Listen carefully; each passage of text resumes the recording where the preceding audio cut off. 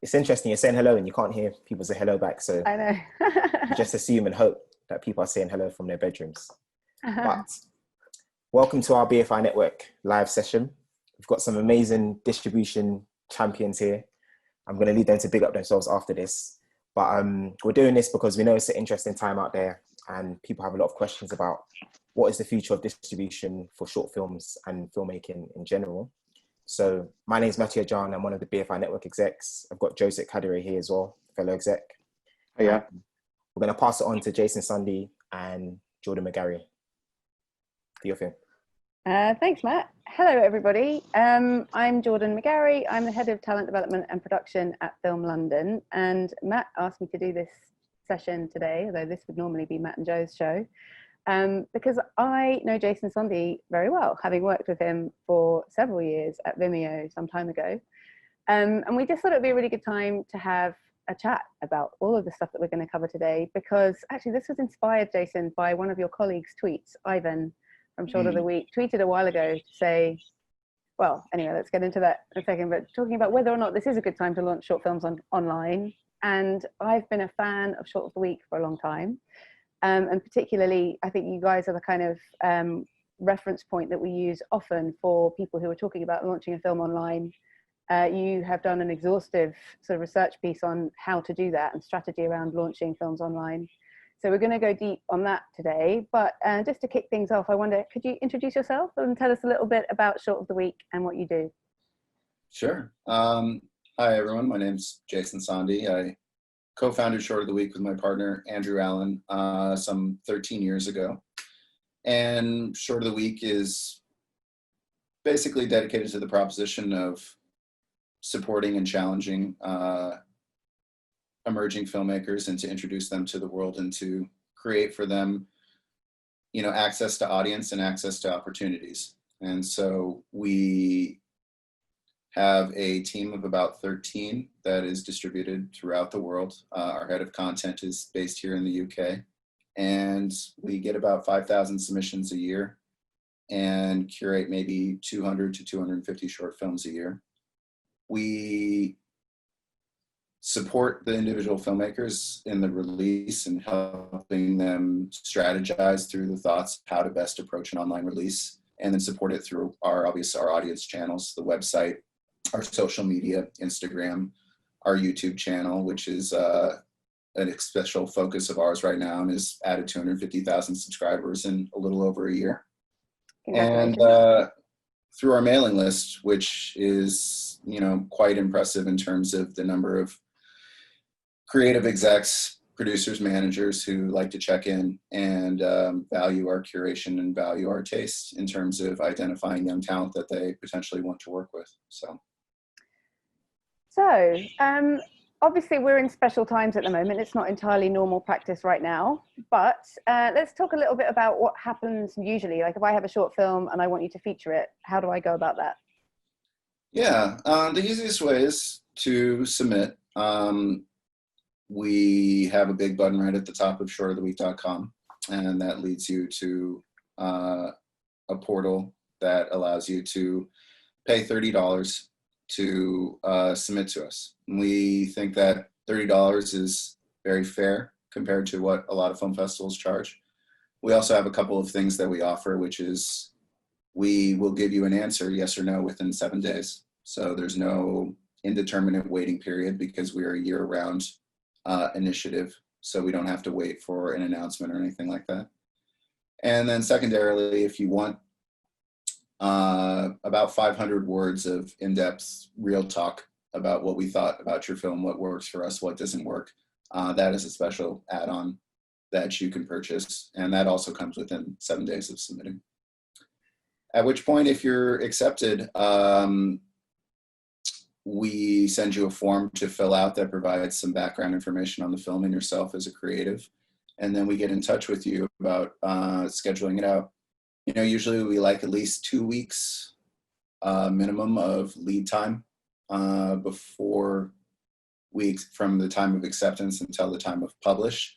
But really as much lead time as possible is welcome. We actively encourage filmmakers to submit to us the minute their film is finished. even if you're planning on going on a festival run, it's good to know whether or not you have an online release partner in your pocket that will help you strategize and organize your distribution strategy. And it also allows you to be introduced to us and access a lot of the different opportunities that we have that are outside of just being on the site. You know, we have a partnership with a very celebrated producer, Michael Sugar, who was the producer of Spotlight, True Detective, a lot of other amazing programs. Cary Fukunaga, David Gordon Green are on our board of advisors. We have a first look deal with Netflix for taking short film IP and talent and trying to extend opportunities to them through features and television with Netflix.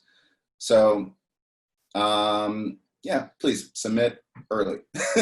Especially now in this quarantine time, you know, it's very challenging because, and I'm sure you'll want to dive into this later, Jordan, but you know, we are experiencing a huge surge of demand, and we only like to feature one film a day. And so our calendar is packed basically through July right now. And that's been kind of challenging for a lot of people who are like, oh, great, I have this film. I want to take advantage of this time that everybody's home. Let me hit up Show of the Week and I can go online next week. Well, that's proving to be very challenging. So, So are you, everything that comes to you comes in through submission. You don't sort of go out and look for stuff, and you don't accept things that have already been online. Is that true? Or is... No, none of those things are true. Okay. We, you know, our team is not a lot of, we don't have a lot of like blue blood festival programmers on it. So, you know, when I recruited a lot of our team members, it was because they were Vimeo junkies and they watched a lot of stuff online, and some of those old habits die hard. So we're constantly seeing stuff that's bubbling up on Vimeo, on YouTube, on the social medias, and reaching out and inviting those films. We also have a very in-depth festival database that we maintain. We have a festival coordinator, Celine Rousson, who is based out of France at the moment, who is maintaining, you know, a giant database of 10,000 plus films from festival lineups and securing screeners and figuring out what we think. And we will invite from time to time films that are on the festival circuit that we've identified as something that we want, and we'll reach out to them and, you know, allow them to bypass the submission system. Right. And we don't believe in exclusivity, and we don't believe in premieres. So if it's already online, doesn't matter. If you're going to go with another online platform, if you're going to be a Vimeo staff pick premiere, for example, totally fine. You know, we feel deeply that exclusivity in any form it's something that institutions or organizations do for themselves. They don't do it for the filmmakers. It's not in the filmmakers' best interest. And we try very hard to not do things that are in our interest at the expense of filmmakers. That's not our ethos. That's not our philosophy. So this is where we're going to get down to it. But when we worked together at Vimeo, I think there was a huge assumption from most people that if you were an online person, if you came from a website, then you would be ferociously anti-festival, and that sort of saying that films should all go online first, when actually, you know, we were often very pleased to take a festival film because having a laurel from a prestigious festival really helped the film find traffic. Is that still your situation? Is that what is that still the case? I think so. I think it's very important, and we write this in the piece that you referenced that you can find on showoftheweek.com called Be Everywhere All at Once. Festivals and online are not opposed. They are on the same side. They're both avenues of distribution that are trying to further your aims for your piece and for your career. And the question is, you don't want to do anything in a dogmatic way just because it's the way things are done. You want to do something in a way that makes sense for furthering whatever it is your personal aims are. You know, if your personal aim is to impress your national film board by racking up a bunch of laurels and points that will allow you to get funding for a feature debut. That's obviously very different than someone whose, you know, highest aspiration is to break into American television directing, you know? And so there's different strategies depending on what your aim is. I think it's important to be clear-eyed about what the two different avenues are good at. Festivals are good at, you know, especially if they're high-class, high-tier festivals, they're very good at validation. They're very good at fostering a community that can support you over time. Getting into a big festival is important, and attending it is especially important. You shouldn't pay money to submit to festivals you're not going to attend. It's important to meet the programmers. It's good to fire up a relationship there. They can support future work. And it's important because, you know, especially for Berlin, Sundance, you know, all these things that have labs, talent campuses, that sort of thing, you know, can provide really big mentorship opportunities and future career opportunities for your career. And then obviously the one thing that festivals do best is meeting people and securing relationships. And, you know, the digital space has a really hard time of replicating that. You know, I have filmmakers that I work with at Short of the Week where we'll trade 50 plus emails back and forth, and we'll talk very in depth about very serious things about their career, what they want, how they want to position themselves. And yet the depth of that connection and that relationship in some sense still pales a little bit to the person that I see at 2 a.m. at the post-festival after party, you know, at the bar, and we chat about bullshit, about TV show or something like that. So that's what festivals are good at, and it should not be an either or. What online is really more important for is understanding what about your voice resonates with audience, getting feedback, because you have an exponential more potential for audience online than you do in festivals. And two, it honestly is where actual career opportunities in terms of getting on the radar of producers, development execs, managers, agents, all that is really happening online, because none of these people actually go to the festivals and sit in short film screenings. You know, they are all would rather, it's not an efficient use of their time. And specifically, you know, a lot of the film festivals nowadays are putting together press and industry albums that are allowing people to review these things remotely. They're kicking it down to their assistants or somebody junior at the company to do first pass screening. And that kind of thing is just more efficient use of their time. Also, you know, they can see whether something is popping online. You know, they can see whether audiences are actually resonating with it. And that not only is creating awareness, but it's also creating a sense of urgency. It applies heat. It creates a situation of FOMO where there's a little bit of competition or urgency that they need to get in. They need to get that meeting. They need to bring you in for that general to understand who you're about and what you could potentially collaborate on. There's a certain serendipity to online because it is frictionless, and your film can travel to all sorts of people, to all sorts of places. It can be passed around with no passwords, with no awareness on your part, and have an exponentially larger universe of people to whom it can touch and resonate with that are beyond your personal network. So if you're keeping it locked down, even at festivals, you're relying on a very much shrinking of the sphere of your opportunity. It's who sees it at what particular specific geographical place. They don't have an ability to follow up with it. They don't have an ability to share it with their colleagues unless they reach out to you. And that's creating all sorts of layers of friction. So, you know, my suggestion always is usually just do both. Now, this is controversial, and this is what allows people to say that online is in opposition to festivals, because festivals, a lot of prominent ones, still believe in premiere restrictions, believe in not having things online, but a lot of them do. And we have an online resource on shortoftheweek.com called The Guide to Festival Eligibility, which is a sheet that you can track that shows what festivals online and premiere policies are. And there's a lot fewer of them than most people expect. We found that of a survey of about 100 of the biggest festivals in the world, 66 of them were perfectly okay with online films. So yeah.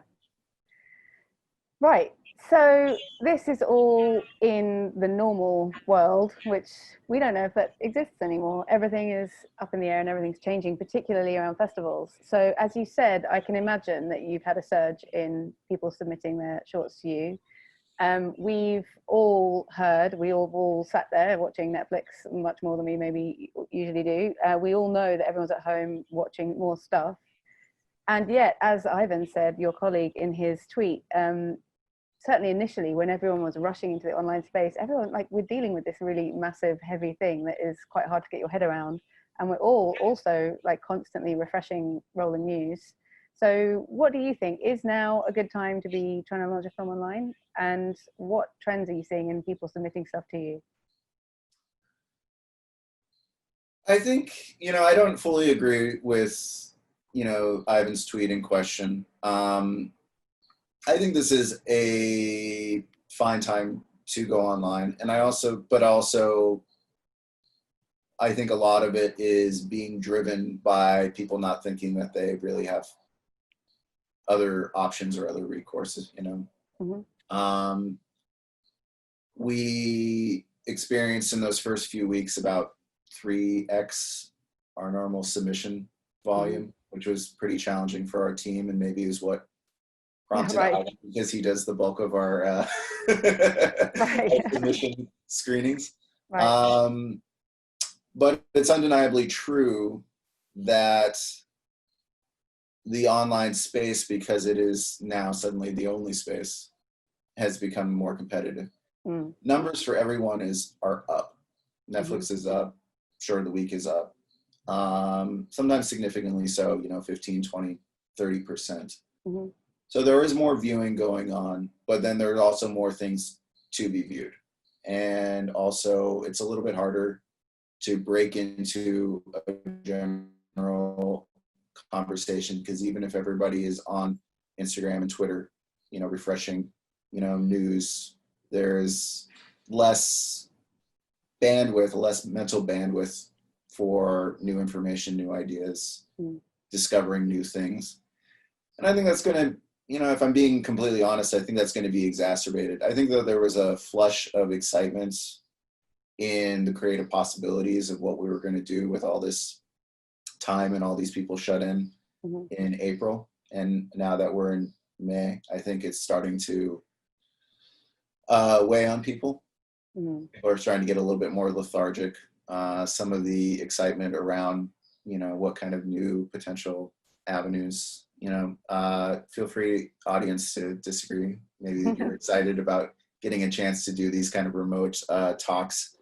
But I get a sense that some of the community building stuff that was, very fresh and novel in April is starting to become a little bit less so now. Right. And are you, in terms of, you said that you're noticing the audience has gone up on Short of the Week. Do you track like how each of the films you feature does as a result of you featuring it? Like, what are people watching? Can you see, are people looking for escapism and like comedy, or are they looking for films about, I don't know, things that are going on in the world right now? It's very hard for us to, we track all this stuff. We track statistics to the website, and then increasingly we've been uploading more and more of our films to our YouTube channel, which have very robust analytics there. It's very hard to draw general inferences, though, because each piece is, a unique little snowflake. I mean, not to be condescending. I mean that genuinely. Unique. Is that there's a lot of different factors that play. There's the objective quality of the film. There are things about the film and its suitability to the online space. Mm-hmm. There's genre, of course, but then there's also, sometimes the difference between a film that succeeds and doesn't is really mundane and dumb. It's like, do you have a good thumbnail for your picture? Because, the stupid thing is that your hero image that's on the clip is like probably the single most important thing in terms of getting people to click. So this is a thing I remember, like one of the biggest frustrations when I was at Vimeo was spending a long time, but we used to track how many plays the average staff pick got in its first week. And some of them just did wildly more than others. And we thought they were equally good. And I spent so long trying to figure out why, looking at like the day of the week, the genre, the type of film, everything, until one day sort of having a light bulb moment and looking at the thumbnails and noticed that lots of the ones at the bottom that didn't do so well were like black and white or had a muzzy image that wasn't as clear and sort of compelling. It's like, oh, of course, the thumbnail. But a lot of people don't quite grasp that still. I think that's probably the biggest thing to say, isn't it?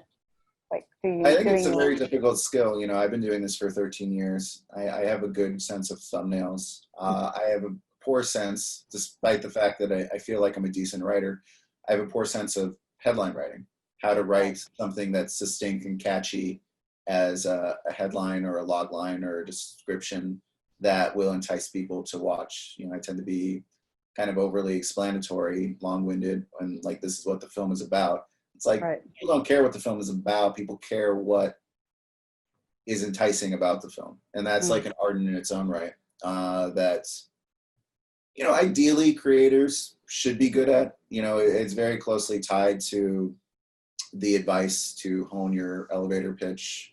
What is your, how do you get somebody to read your script? Do you have to be succinct? You only have 10 seconds with them. How do you, it's the same principle. But it's definitely a specialized skill. Yeah. And of course, there's also, we have 300, 400,000 plus social media subscribers across various platforms. It depends on what the platforms are doing, what kind of vagaries and changes to their algorithms that they're making, independent of what we're doing. Facebook might decide to throttle some sort of type of content that we have no control over. Right. There's also how much the filmmaker is going to be involved. So we will post to our social, and we will formulate a strategy for them, but it's up to them to follow through. How active are they going to be in terms of reaching out to press? Are they going to create Reddit posts? Are they going to get a bunch of their friends to upvote a Reddit? That can make a big difference. We see a lot of films that the difference between doing 10,000 views and 200,000 views is honestly like a single Reddit campaign. So right. So we're sort of dancing around it a bit at the moment, but let's talk about your Be Everywhere strategy. If you could give us a run through, because I just had another skim through. Obviously, I'm very familiar with it. We look at it all the time and we recommend it to people often. But I guess everything in it is still perfectly valid, if not sort of more important than ever in the time that we're in at the moment, where, if you are going to launch something online, you just have to put like all the effort you possibly can into making sure that it cuts through, because there's so much else going on at the moment. I think so. And it's also, it was also a realist document. And it was from having worked with thousands of filmmakers over the years to understand that, they're not well situated to executing a strategy that is months or years,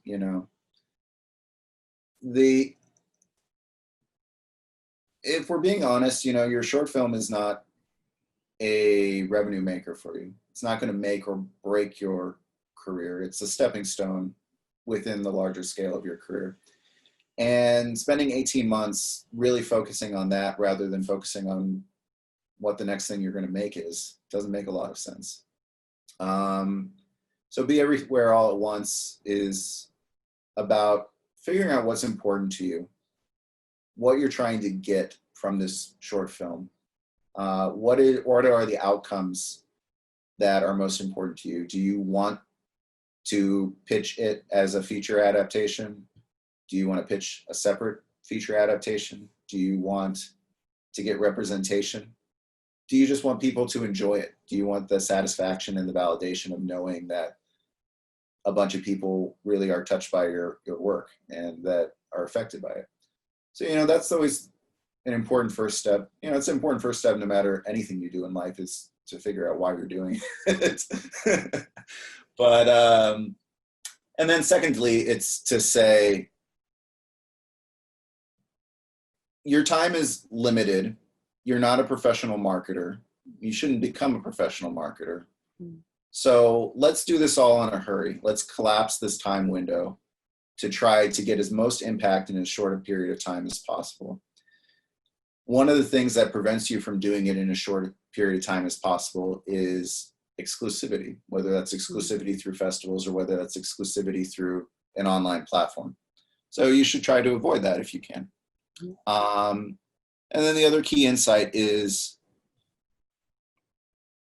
understanding how the internet's changed since 2012, 2013, when everything shifted to mobile. And the shift to mobile cemented the dominance of social media platforms as the organizing principle of online life.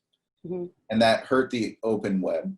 And what that means is that no longer could you ever really have a pull strategy where you shout out to the world, like, I have something cool over here.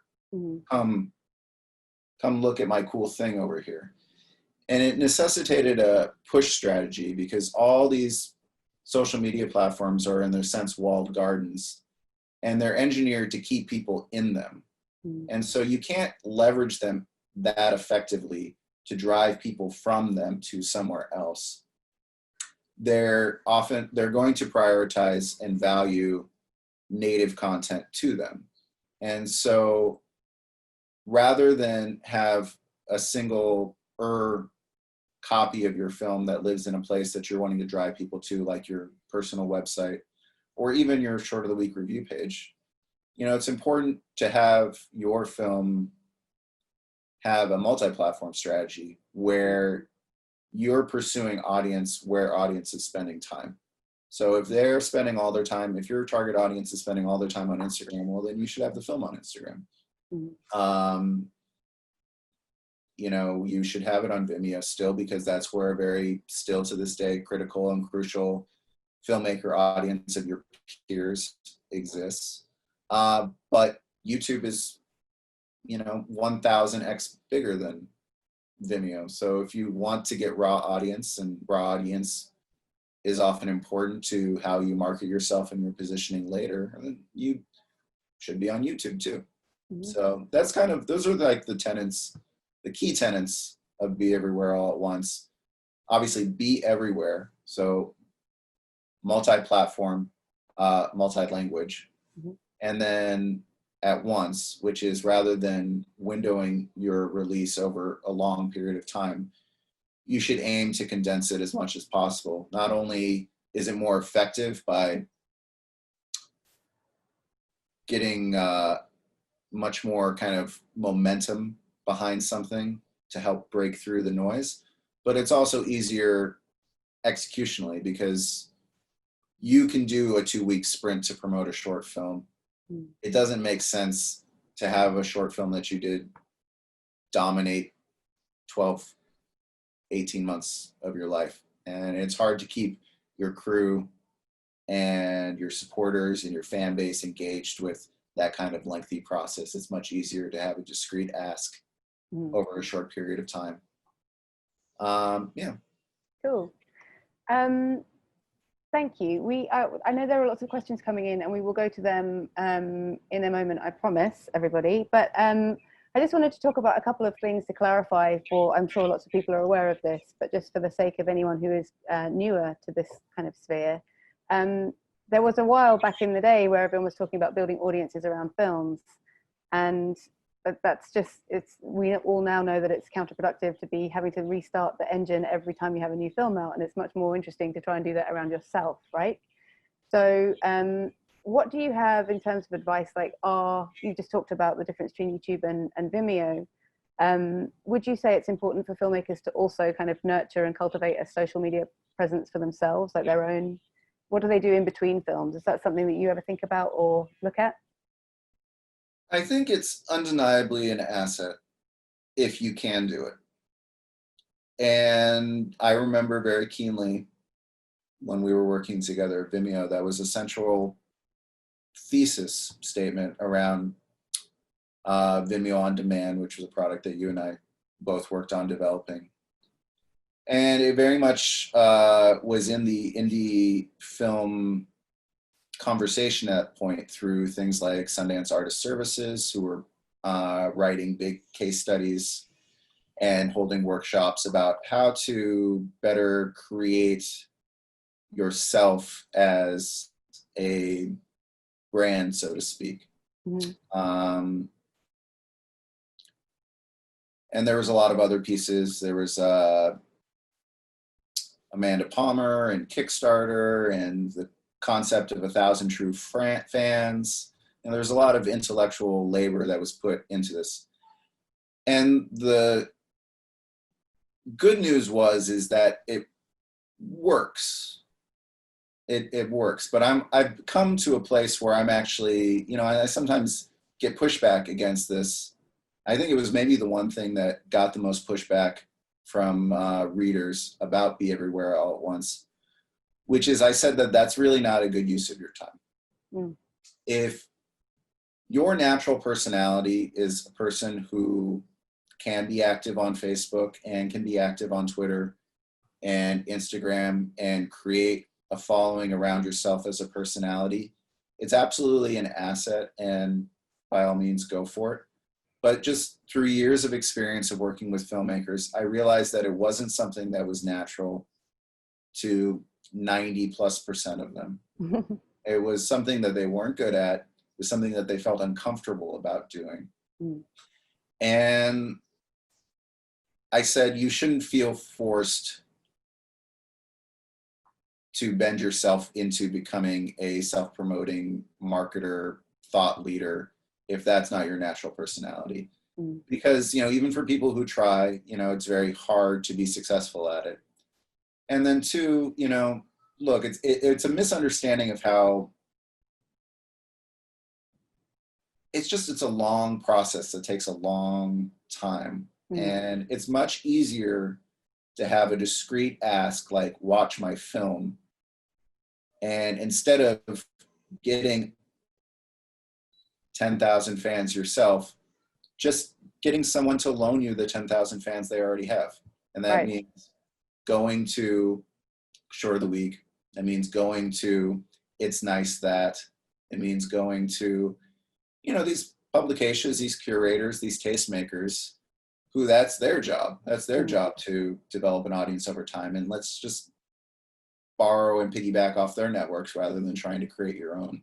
Mm-hmm. So, I've become a little bit jaded on that over time. And I feel it's nice that it's successful when you can. We're close friends with Jim Cummings of Thunder Road, and I've been very impressed with what he's done in the last couple of years. He's probably the best success story I've seen of late of creating almost a cult of personality around himself as a creator. And it's really creating opportunities for him to make the kind of work that he wants to make on his own terms. Mm. I just don't think that it's a realistic, I don't think anymore that it's a realistic avenue or path for the vast majority of filmmakers. Focus on making what you want to make. Focus on getting better at your craft. Focus on honing your storytelling voice. And there's so much competition for creators right now. I think that's the streaming wars are a net good for creators everywhere because there's such a profusion of content. There's so many buyers right now. There's so much money swimming around that, if you can just focus on making good shit, I think things will work out for you. Mm-hmm. Totally. This is the thing where I think a lot of people feel like they have to be, especially if you're a writer, right? You feel like if you're on social media, you have to be really funny or really compelling, and it's a totally different skill. And as you say, like, I think that's the reason why we point people to people like you and the other platforms who are supporting films online, and also why festivals help, because one of the other bit of the research that we did when we were at Vimeo was that things don't go viral because they sort of gradually snowball and pick up more and more audiences. Generally, you get an influencer or someone who has a huge audience of their own who retweets you or somehow promotes you. So yeah, getting the attention of people like you and festival programmers or other online curators is incredibly important. But on that note, like with festivals hanging in the balance for the rest of the year, like we don't know, then maybe there will be festivals, maybe it's all going to be about online. What advice do you have? Sorry, go on.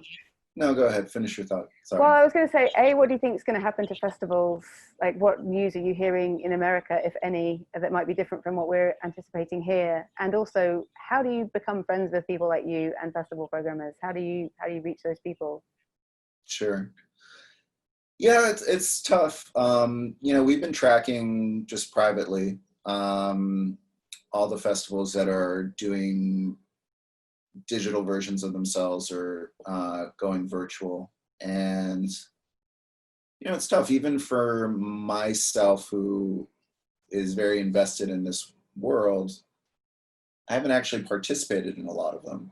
I'll read the news about it and I'll track it in our spreadsheet, our team resource spreadsheet, and then I won't actually go to any of the live streams or buy any of the tickets. So I feel a little bit guilty about that.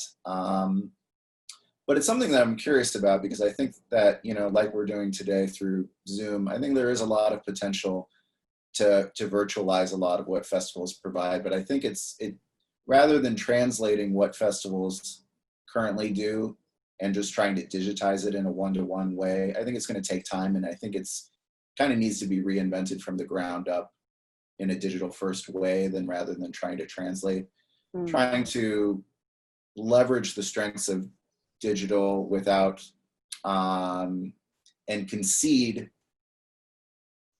what in real life offers that you can't do in digital and not try to create a poor facsimile of it, but instead of play into the strengths.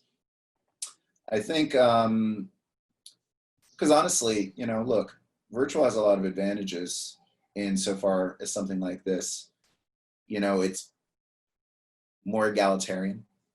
How many filmmakers can, it's a very classist thing that we ask filmmakers to foot their own bill to fly around the world and go to very expensive major cities to go to festivals.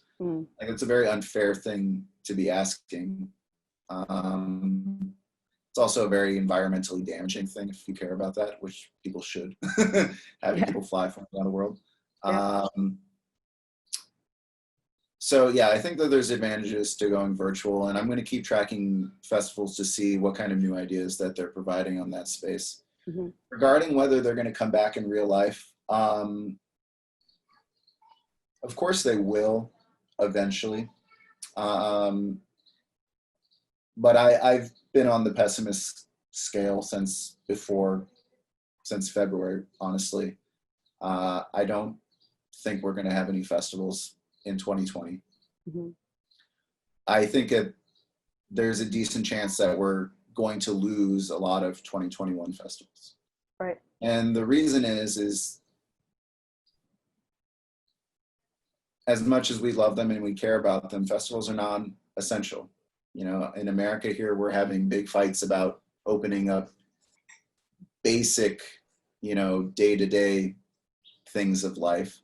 And yes, maybe we will be completely opened up in a month, but festivals are a luxury and they are uniquely dangerous and damaging insofar as that you're bringing in huge numbers of people into very tight quarters. And you're also bringing in people from far-flung areas. You're something like Sundance is getting, people from 100 different countries. There was actually a story here saying that they think that Sundance was one of the very early incubators, and it's like, well, actually that makes quite a lot of sense. Maybe. Yeah, I saw that Hollywood Reporter too. But I think their main data point was that a bunch of people got sick out of Sundance, and I was like, well, that's bullshit because people get sick out of Sundance every year. They actually give you hand sanitizer. Sundance, Jordan? Yes. I came back from our first Sundance in 2012, and I had chills and could not get out of bed for 3 days. So yeah, Sundance festival flu. Okay, so if we assume that festivals in the real world are certainly going to look very different for the foreseeable future, and probably be online into next year, how do we, like, what's the best way? I think one of the things to say, perhaps, and I'm sure you can elaborate, is that, you know, it's not just about spamming all of the people who you've ever seen on, like, listed as a programmer or as a curator. You have to be careful and think about who is right for your film, right? Like, what's the best way to approach you, for example? You know, the best way to approach anybody with an audience is to be succinct, and also to do one key thing, which is demonstrate what the person with the audience is offering their audience, and how you are actually creating an opportunity for them to give their audience what they want. So you have to put yourself in their shoes. So I always suggest, when, you know, cold emailings anyone, is don't make it a form. Don't do what a PR person does. At least personalize, like, the first paragraph, saying, like, I am a fan of your X. I like this about it. And then a line that demonstrates that you understand why their audience is a fan of them and how your work fits that. Right. So if you do that properly, you're not being an imposition on them. You're being incredibly helpful to them, because they need something to share to fuel their audience. And you're saying, I have something that's perfectly positioned. And so they'll be like, thank you. Great.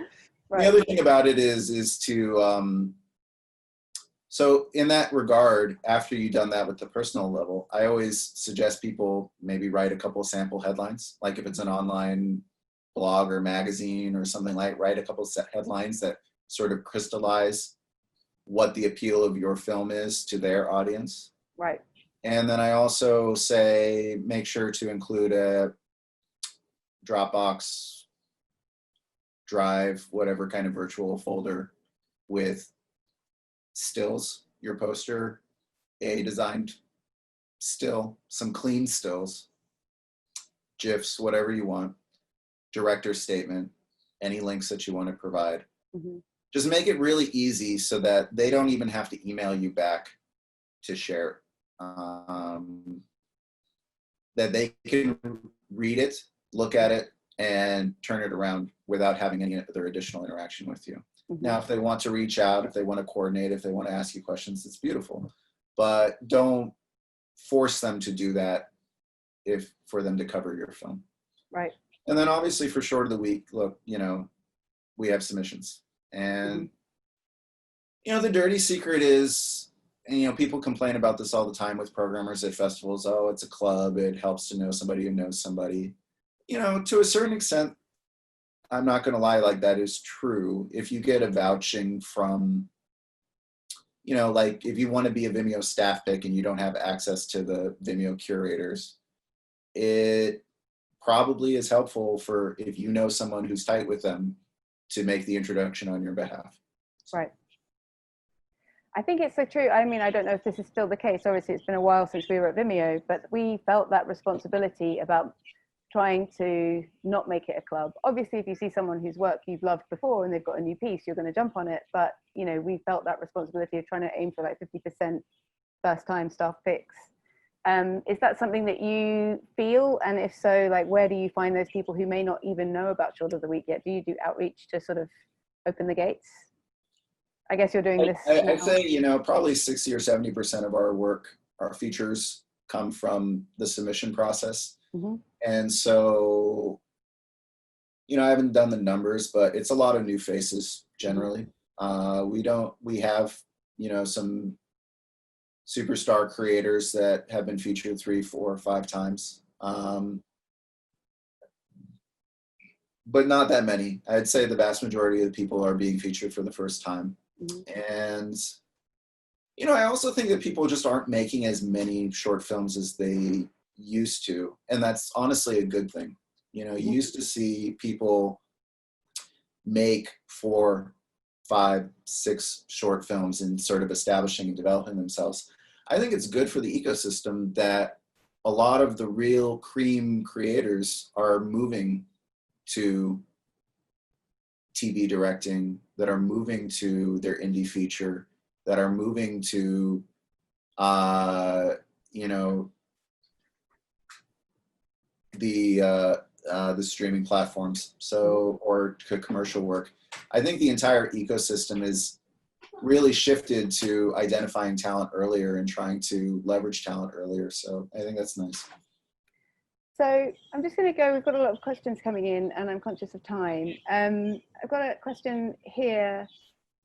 With no festivals coming up, do you think it's a good idea to hold your film? If you release a film now online and make your film a 2020 film and we don't have festivals for a year or so, your film might not be eligible. Would you, like, how important is it to have the validation of a festival versus just like going it without?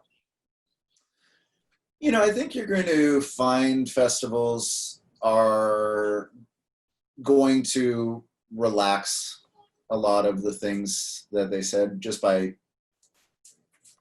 necessity. You know, so many films are going online because of the lack of festivals right now, that they're not going to be in a position to be hard-nosed about eligibility requirements.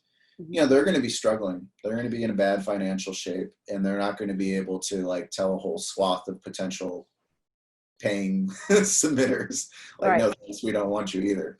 Also, you know, they might have struggled to find volume of submissions to match previous years because there's this whole period of time where new productions are not happening. So I don't think that going online now is necessarily going to screw you if you decide that you want to go festivals in 2021. Right. Now, that doesn't mean that you have to go online if you don't want to go online right now. If you want to prioritize and privilege the festival experience and you don't want to risk not being able to get into your favorite festivals because of some fear, you know, I think that's fine. I think there's so much uncertainty right now that if you want to sit on a film, that's no harm, no foul. But it also, you know, in my experience, creators want to be thinking about their next project. And to the extent that you have something that you're sitting on, you know, your crew, your cast, your producers, they're all going to be less excited about it a year from now. They're going to have moved on to other things. You ideally should be moving on to new projects. Like, there's a chance that if you just mothball it for a year, that any sort of motivation or momentum around making the most of it will kind of evaporate. So you have to be careful about that. Thank you. I'm going to ask another question from the crowd. Do you program films for specific demographics and niche audiences, or do you see the platform as a panorama that the audience self-curate and then hone in to find the films themselves? You mentioned the awareness of the online space. What makes a film play well online as opposed to within the cinema? That's kind of two questions in there. Sure. You know, the number one thing is that we curate things that we like, that we think are great. And that has made our curation very broad. And then that broadness of the curation is actually a detriment. You know, we would probably be more successful if we roped in our curation more finely, because, you know, there's very few people who like 30-minute festival, you know, coming of age sexuality live action films and also love, you know, Random Acts, Adult Swim, like 5-minute absurdist animation. That's quite a vertigo inducing whiplash. And that's, you know, that's a normal week on Short of the Week. But it doesn't matter. We feel that it's important to be broad. And I think it's important to be inclusive too. It's not something that we put as a highest priority, but it's something that we consider in terms of creator background versus on class, gender, sexuality, race. because I think that's also about part of what making great innovative work is. It's not just formal innovation in terms of storytelling techniques or visual medium. It's also about, potentially telling familiar stories, but from perspectives that, our audience hasn't seen. So, a standard story that we've seen for many years can be recontextualized just based on who it's about in fascinating kind of ways. And I think it's important to keep that in mind. Can you expand a bit? Because I think people are curious also to know about your criteria. That's another question that's come up, and I think it's a good opportunity to kind of how does it work? You have 13 people on your team. How do you get something from the first person finding it to deciding to feature it? Yeah, it's tough. We try not to formalize criteria too much. And we want to preserve a certain level of individuality with our programmers as well. But there's definitely a short of the week sort of house style and house standard that we try to abide by as well. The problem is when you try to explain this, it sounds very sort of, well, gee, duh, platitude heavy. We're looking for things that are great. We're looking for things that are innovative,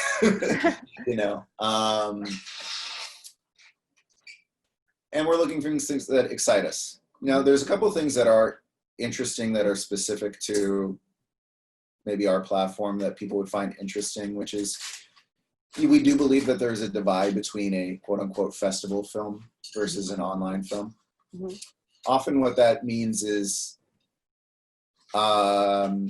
it's a recognition that you don't have a captive audience online. So that means that you have to hook them earlier, means that you cannot have these deep lulls within a film that maybe are important to a sense of pacing in a longer film where you have a captive audience, but you don't have that online.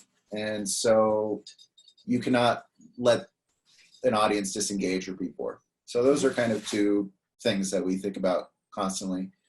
There's an article that Ivan wrote that is on Short of the Week that people in the audience might find interesting, called 10 Things Wrong with Your Short Film, that covers some of this, covers, length, certain bugaboos like having opening credits, which are kind of a no-no in our book, covers things like, please don't make a black and white neo-noir about a hit man who just wants to feel something, those kind of things.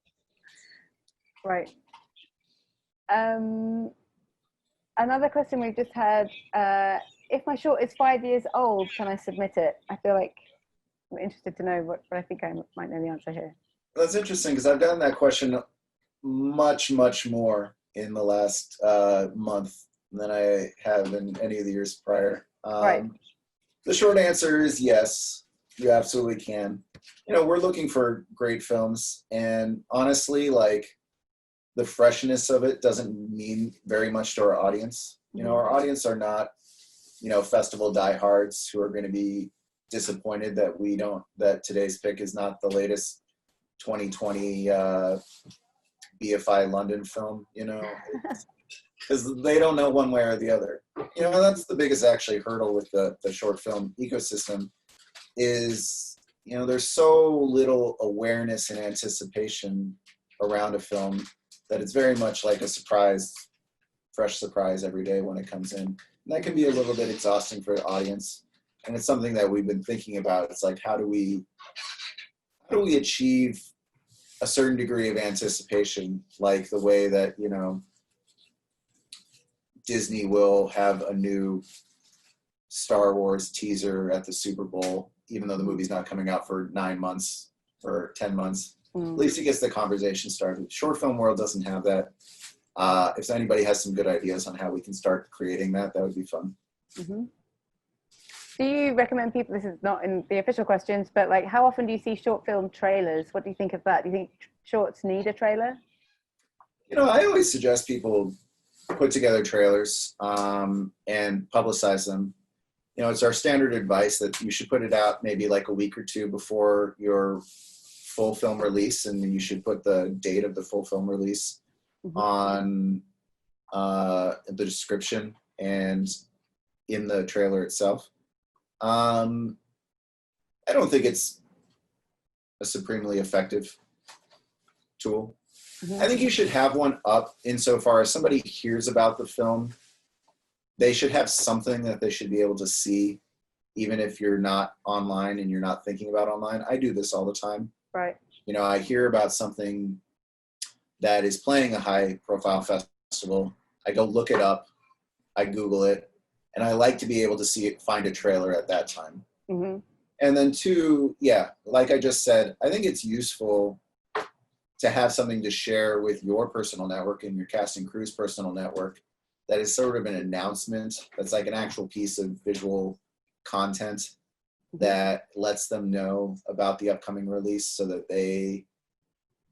it helps organize the efforts of your network and community, which is very important because so many of these platforms are algorithmically based. It's important in a Be Everywhere All at Once strategy to get a lot of coordinated action viewing, likes, upvotes, shares at the point of release. And a trailer is an interesting and useful piece of content to put out there to help organize and announce when everybody needs to start doing that at the time of release. Right. I'm conscious that we have a few minutes left before we get to 6 o'clock. And though I don't know if you have extra time or not, but I think that we might start, people might start having to head off soon. So I want to just give Matt and Joe a heads up that I'm going to come back to you guys soon to see if I've missed any questions that you think we should ask Jason while we have him. But also just quickly before we do that, tell me about Shelter Shorts, and is that an opportunity that's still open? Is that something you're still promoting, you want these people listening here to know about? Sure, yeah, thank you, Jordan. And I don't have any sort of demands on my time, so if you guys are willing to go long and the audience is willing to stick with us, you know, we can push this out another few minutes.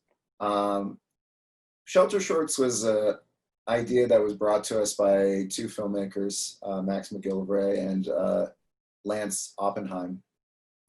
And the idea was very simple. Let's create a challenge to filmmakers the world over to make films at home in accordance with shelter-in-place rules, and just be like sort of a celebration of creativity in a fun way, and do a little bit of good while we're at it. And so, you know, the entire initiative supports the World Central Kitchen, which is providing meals and foods to people who are food insecure and to frontline healthcare workers. And the initiative is going well. We've had over 500 films that have been submitted so far, and a lot of prominent filmmakers from, you know, the Shore of the Week network, familiar names like Danny Madden or Crystal Moselle or Rod Blackhurst have worked on films and made it. And I think it's just a fun initiative because, look, you know, creators want to create, and we're not going to be getting new stuff for at least a little while here. And so the idea was, can we just create an environment, a portal for people to celebrate the act of creativity in this kind of challenging period of time. You know, I think the truth is that it's hard to get a film that you make with no professional actors, no professional crew at home onto something like Short of the Week, or onto Staff Picks, or onto IndieWire, or whatever other platform that you're curious about, Little White Lies. So maybe we can create this kind of like alternative home that celebrates these works, finds the sort of enjoyment and creativity within them despite the limitations around their production. And I think it's been a fun process to work with Lance and Max and Short of the Week's partners at Sugar 23 on this project. And we don't know how long it's going to go, but I think we are comfortable with having it be ongoing for as long as it's needed. So that could be another month, it could be 3 months, God forbid, you know, a year. So Okay. And there's a yeah, by hashtag. all means, if you're curious about participating, please do. Cool. Matt and Joe, I'm going to go back to the questions on the document, and I've helpfully one of the guys has highlighted. How do you feel about straight comedy? Like, somebody's asked if straight comedy finds it harder to cut through online. How often do you feature a comedy short? We don't feature comedy shorts as often as we should, because comedy is hard, and it's hard to. There is a lot of comedy online in a sketch YouTube sort of way. We try to stay away from things that are more sketch-like. You know, we like to feature things that are more, you know, it's an amorphous kind of, you see it when you know it kind of thing. The difference, the fine line between a sketch and a comedy short film. But it's something that we're cognizant of.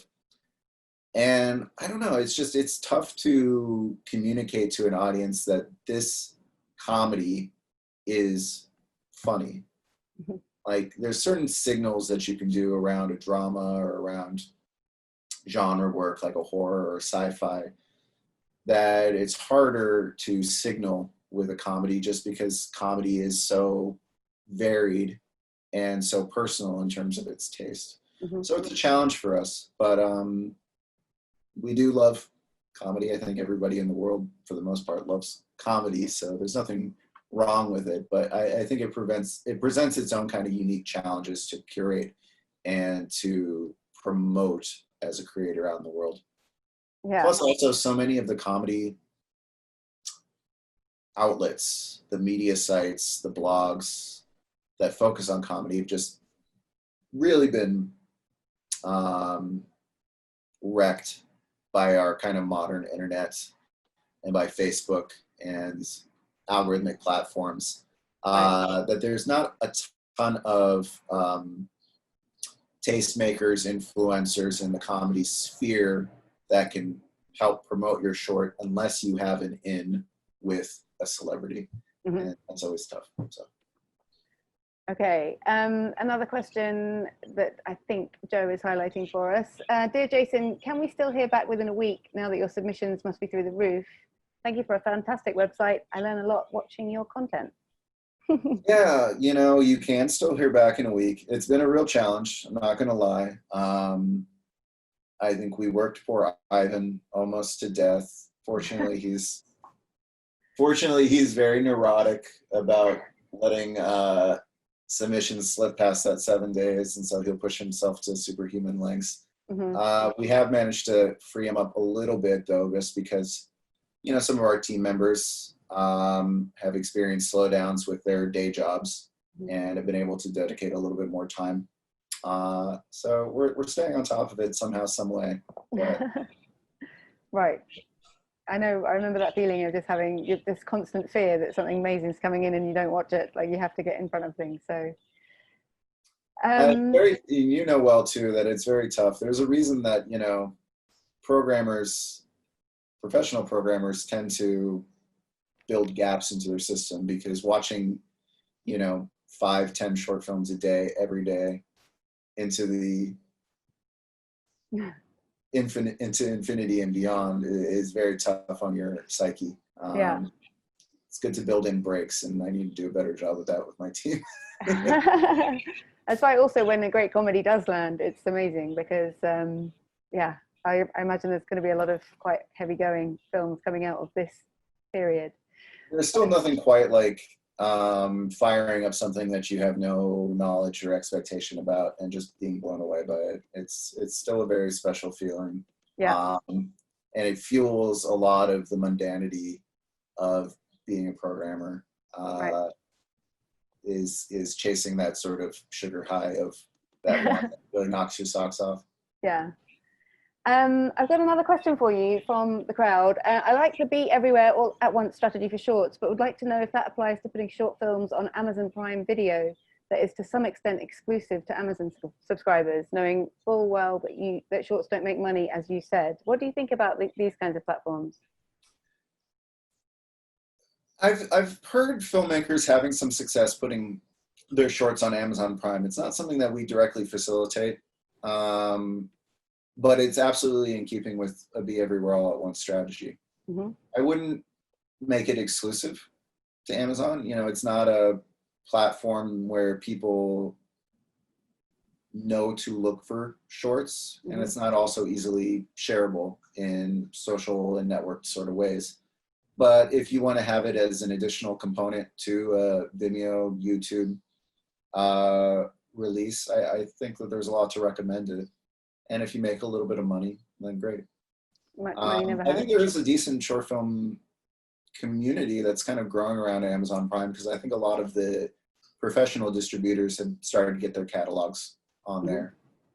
So I think that's interesting. Thank you very much. Okay, I think I've gone through most of the questions we've got so far. Matt and Joe, if you, sorry, this one I've got here. I have a short film that will be completed in the next 2 weeks and plan to send it on a festival run. Some festivals require your short to have not premiered online. If I were to submit my film to your service and get accepted, how would this work with my festival submission plans? Would the online premiere be delayed to assist on the festival run instead? Yeah, short answer is yes. This is not super uncommon for us. We will often get films that are submitted to us, we accept, and then the filmmaker is like, can I schedule it for March 2021? And we say, okay. Right. So this is why we have to submit early to you, because your diary gets booked up in advance.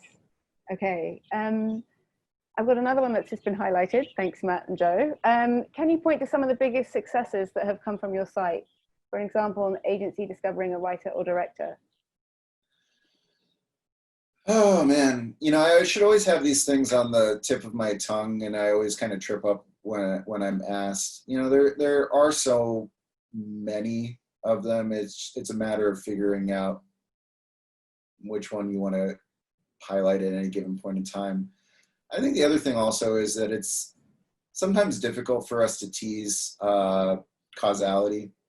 You know, we don't want to take too much credit because I feel like it's disrespectful to the creators, even though undoubtedly we probably played a role in it.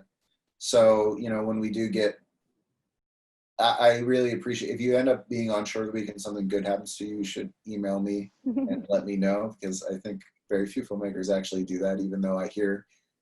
It's funny, when I go to film festival, I'll find somebody who was featured, you know, a year and a half ago.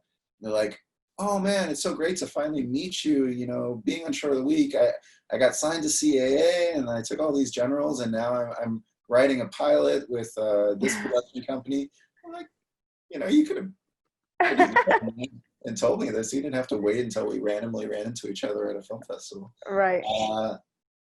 But, you know, there's a lot of good, interesting creators that are coming out of shorts now to experiencing success. You have one of them over in the UK, Mr. Entwistle, who End of the Fucking World, had a very distinguished short film career. Yeah. Here in America, we had Manal Beg, who was the first feature film acquisition of the new Apple Plus streaming service, and she very interestingly bypassed film festivals completely with her shorts and did online premieres for all of them. And that got her into meetings with Jaded Pinkett Smith's production company, who then financed her feature debut, which was based off of a short film. Yeah, like basically every month we have also, you know, a film that's a feature adaptation of a short film. You know, the most recent one is, I just heard that Yes, God, Yes is coming onto all our VOD platforms this week. And then I'm also really fond of seeing when, you know, a creator gets something that seems almost divorced from their short film work, but is really exciting. You know, there's an animator, Hisco Hulsing, who did this beautiful short film, Junkyard, and maybe he's just on the front of my mind right now because I'm watching that show at the moment, but it's called Undone on Amazon, which is a very beautiful kind of like sci-fi animation rotoscoped piece, and if you know rotoscoping in kind of a waking life, like sort of visual mode. So nice. I think it also, over the course of this call, meeting, webinar, whatever we want to call it, you've dropped some fairly sizable names of people that you are friendly with, like Jim Cummings. And I think the fact that people like that stay in touch with you guys and you end up considering them sort of friends of the site speaks volumes to the effect that you have on careers. thank you. So I've got one last question, and I wonder if Matt and Joe want to make a reappearance while we're talking about this. But the last one is for Jason. When watching so much content for Short of the Week, how do you maintain your personal taste as well as considering what may be popular? What's your personal thing, as much as like what you think is a good short film for the site? Well, I cheat insofar as now, since I'm the boss, I managed to divorce myself from a lot of the day-to-day watching. Right. Part of it is working on our other initiatives, working on, our Netflix deal, recently, putting a lot of my effort into the Shelter Shorts thing. Mm-hmm.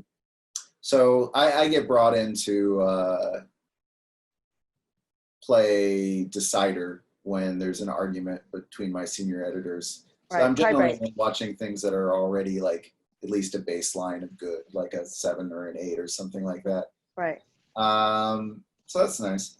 Regarding what I like, it's funny. I feel like in a streaming age, we are experiencing a lot of what happened with music. When I was growing up in the 90s, it was very easy to say like, well, do you like hip hop or do you like grunge, alternative? And it was very much like you pick your lane. And now in a post-Napster Spotify world, it's very strange for someone to say like, I like jazz. It's like, you listen to everything. You love hip hop, you love post rock, you love ambient, you love EDM. And it's the same way with film. I can go back to what I do think that the Short of the Week taste is very much molded and shaped by my taste, though, as being the person who's kind of run it since its inception. And I like big concepts, even in dramas. I love things that have a conceptual hook to it. And I love things that are beautiful visually. I am a little bit of a cinematography snob in that regard. And I love things that just surprise me. It's the one thing that everybody will say. Every development exec, every producer that I talk to, they want to see something new. They want to see something that they haven't seen before. And that is the sort of ultimate quest. And if you can create that,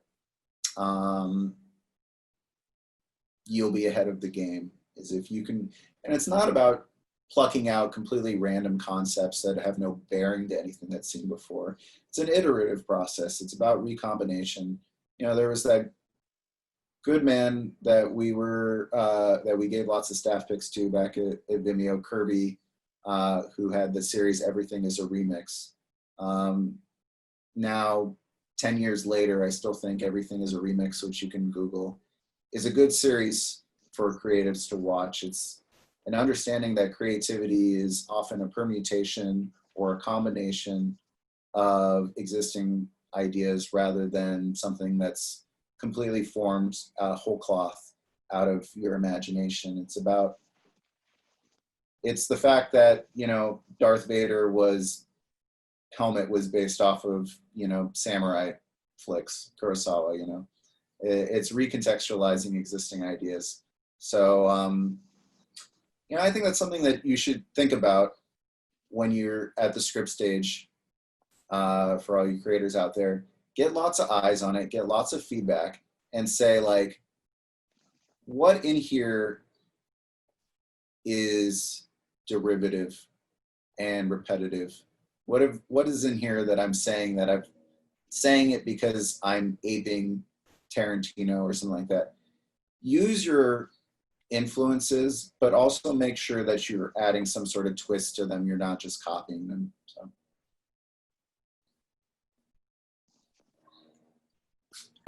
Coming back to script stage, just or talking about the script and that stage of the whole process, just as we have Matt and Joe coming back up, I just want to sort of bring them into the conversation to round things off. But first of all, Jason, thank you so much. We will make sure that we can send out anything that people that you may have discussed here, like, you know, the Be Everywhere. Hopefully people have found it by now, but all of these references are available on your website.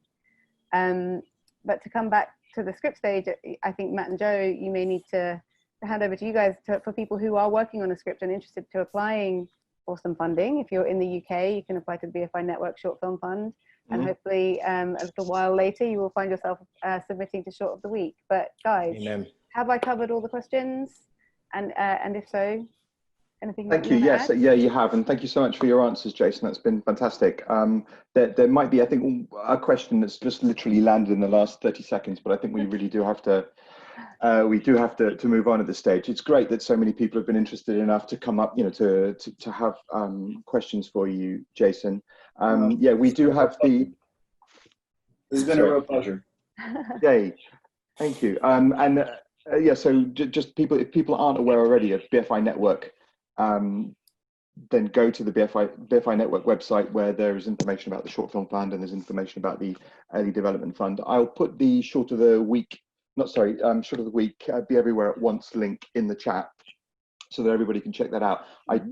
I recommend that. There isn't a week that goes by that I don't say, hey, have you read that article? Thank you. Yeah, just because I love, what I love is the granular stuff, and the conversation where you were talking about literally the description. How do you make the first 3 lines of your description in a Vimeo thing absolutely perfect, that's going to draw people in, that's going to make them click instead of skipping on?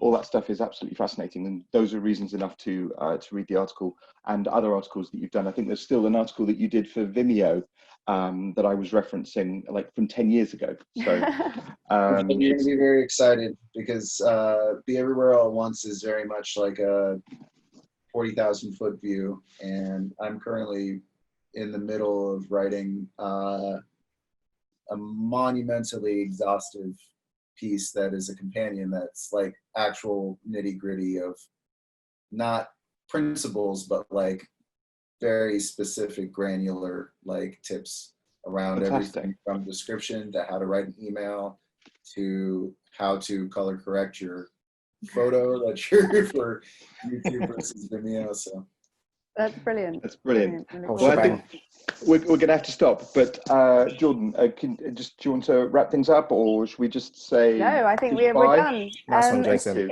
If there's anything that anyone wanted to ask and couldn't, Jason is available on all friendly social media channels, as are Matt and Joe and the BFI Network at BFI Network. And we will see you on the internet. Thank you so much, Jason. Thank you, everyone. Thanks everyone for coming. Thanks, Jordan. Thank you for all that. Adios, everyone. Take Bye, care. everyone.